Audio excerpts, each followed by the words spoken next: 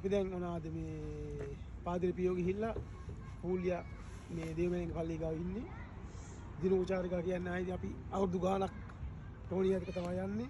ආයේ විශ්වාසවන්තව ඕනම තැනකට අධ්‍යාපන චාරිකාවක්, විනෝද චාරිකාවක්, එහෙම නැත්නම් ආගමික සිද්ධාස්ථානයක් අධ්‍යාත්ම ඕනම තැනකට යන්න ආයේ ඉතින් විශ්වාසවන්තව යන්න පුළුවන් එකම මිනිස්සයා තමයි මම දනුවත්ව ටෝනියයි කියන්නේ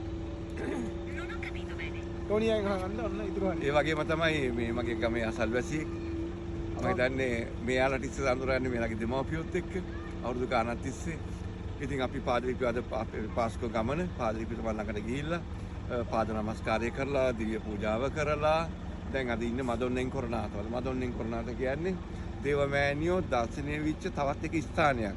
ඒ තමයි දඩයක්කාරයාට මේ තිබෙ ස්ථානේ තිබිච්ච මොකද ඒක ඔලිව ගහක දර්ශනය වීම.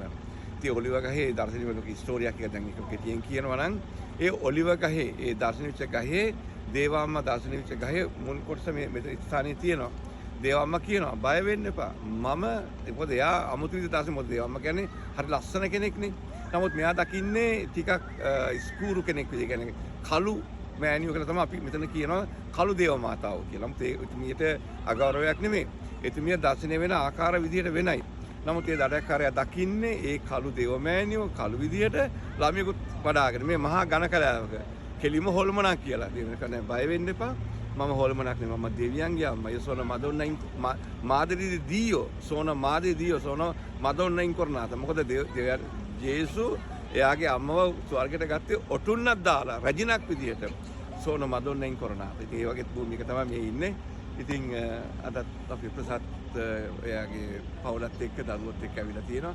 බොහොම ස්තුතියි. අපි මේ භූමිය තමයි ඉන්නේ.